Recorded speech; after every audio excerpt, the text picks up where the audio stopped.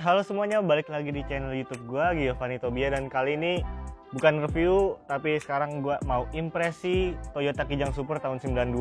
Nah, sebelumnya udah pernah review, cuman karena kepanjangan jadi gue bikin versi singkatnya. Oke, informasi sedikit tentang mobil ini. Jadi ini adalah Toyota Kijang Super. Ya, masih Kijang Super walaupun udah facelift, depannya itu udah beda. Karena kalau yang Super beneran itu lampunya kotak, bukan persegi panjang kayak ini. Dan ini kode bodinya KF40 short, dan ini short chassis. Kalian bisa bedain, coba lagi sinyal gue. Kalian bisa bedain short chassis sama long itu ada di sininya nih. Jadi kalau kacanya yang panjang sampai belakang itu disebutnya long chassis, atau kodenya itu LX atau LSX atau LGX, itu yang untuk Grand Extra. Kalau yang Super ini, yang short chassis kodenya SSX atau tipe SSX. Nah, jadi SSX itu yang tertinggi, terus ada yang di bawahnya itu SX, dan juga LX dan LSX yang untuk longnya tipe short, tipe super. Bingung kan? Jadi intinya kayak gitu, dan ini karoserinya superior coach dengan udah pakai Toyota original body. Jadi yang udah pakai Toyota original body itu udah yang terbaru. Kalau yang masih karoseri lama-lama, karoserinya itu belum pakai Toyota original body. Dan ya, ini bentuknya sangat sederhana sekali. Kalau kalian lihat Kijang-Kijang pada umumnya, itu banyak sekali perbedaannya, walaupun mereknya sama-sama Kijang. Kayak contohnya yang long, ini kacanya lebih besar, terus ada tipe rover sama jantan yang tutup bensinnya itu nggak ada kuncinya di sini. Terus ada lagi yang tipe apa ya, gue lupa. Pokoknya yang kacanya udah slider, ada juga kacanya yang slider sampai yang geser ini sampai belakang, ada juga yang tidak bisa dibuka pintunya atau Kijang komando. Jadi pintunya cuma 3 di samping, yang belakang 1, jadi yang kanan tuh nggak bisa dibuka. Nah, sekarang kita lihat dulu interiornya nih, yang bagian belakang, karena yang depan nanti kita bahas di dalam bisa. Makin kunci.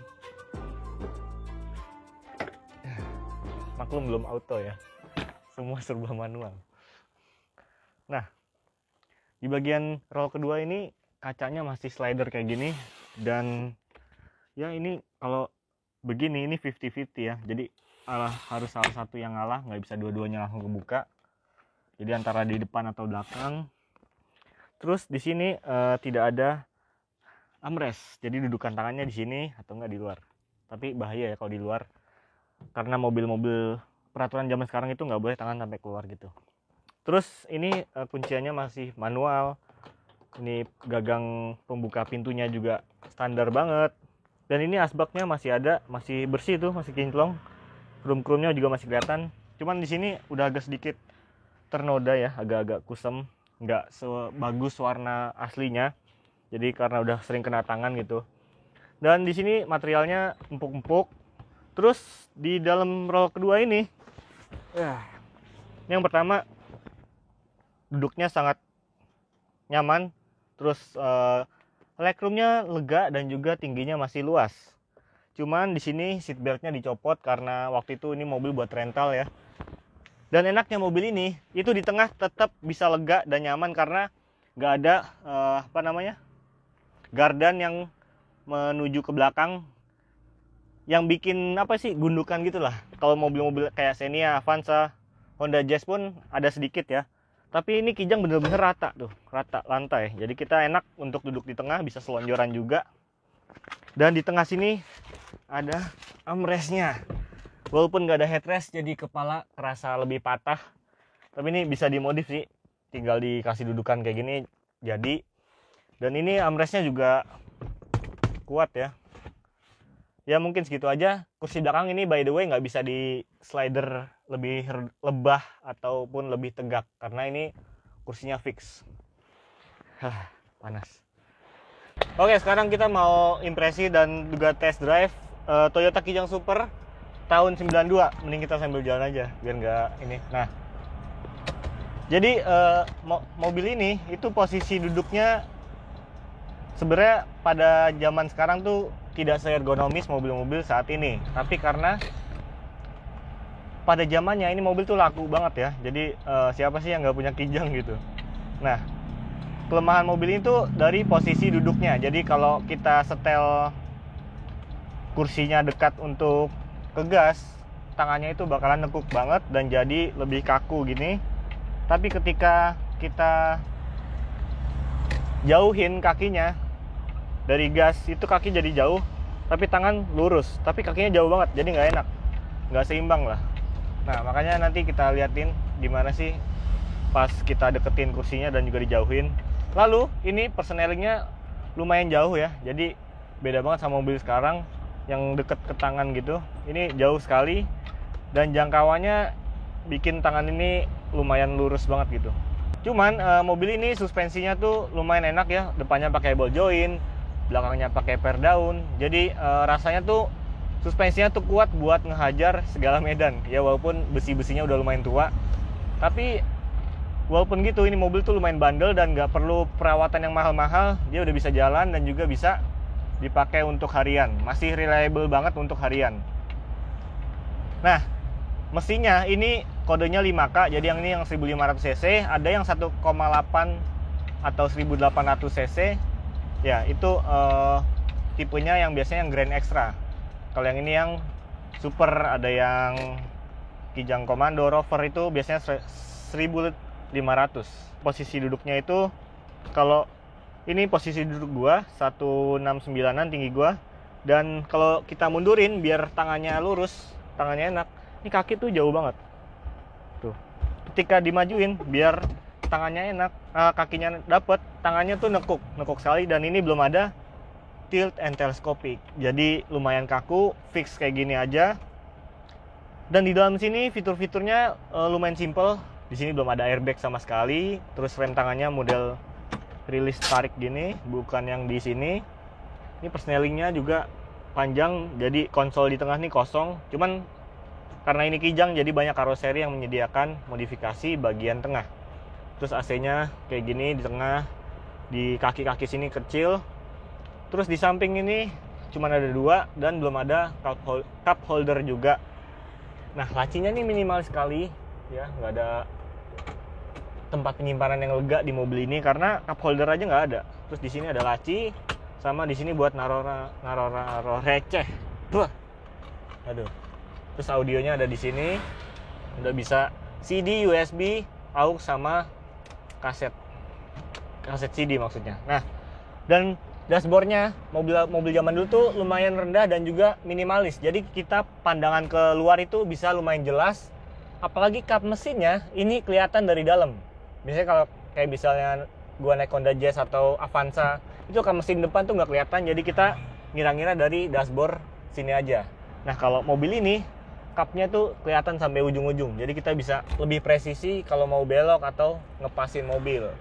Nah gitu juga di bagian spionnya, ini gue pakai spion yang lebih besar dari yang standarnya. Jadi kelihatan banget sampai samping-sampingnya juga kelihatan. Terus di bagian spion ini masih manual semua. Cuma ini tadi dapat endorsement dari Baseus.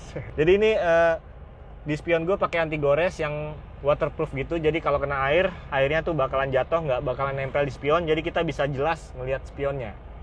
Cek aja langsung di Tokopedia.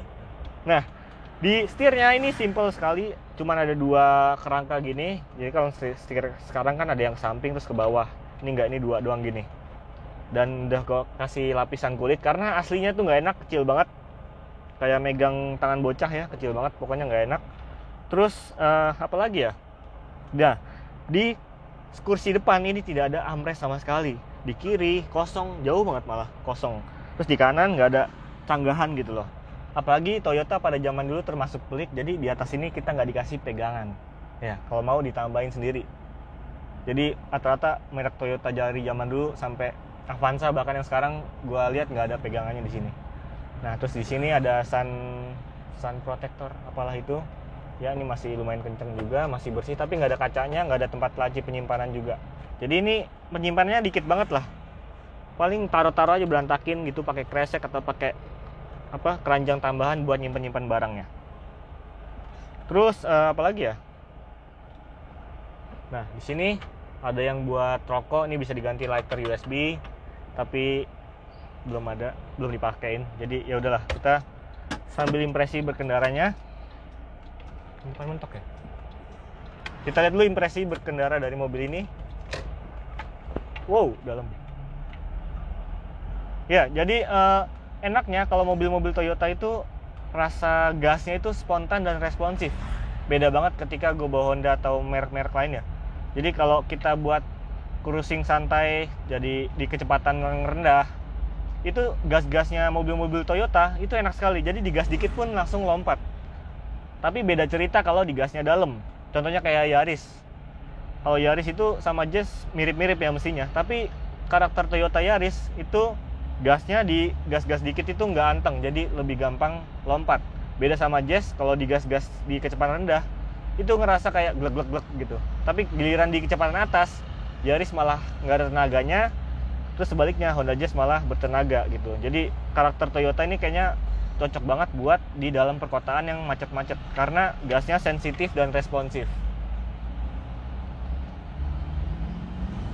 Wah, ini ditarik juga masih enak karena mesinnya habis di overhaul ya. Cuman Kijang ini walaupun 1500 cc dia punya tenaga yang sangat kecil di 68 sampai 72 horsepower. Jadi walaupun tenaganya kecil, rasionya pendek-pendek, ini mobil enak banget buat naik-naik ke puncak gunung atau nanjak-nanjak bawa beban berat. Karena apa ya, body rollnya ini, bodinya ini sangat berat dan juga pastinya traksi dari ban ini jadi lebih presisi. Apa lebih presisi lagi? Lebih neken lah, lebih ada traksinya karena bodinya berat. Makanya kalau buat nanjak itu enak banget. Dan mobil ini itu penggerak belakang. Ada motor. Ya, electric power gue mati deh. Nah, susah ya mundur.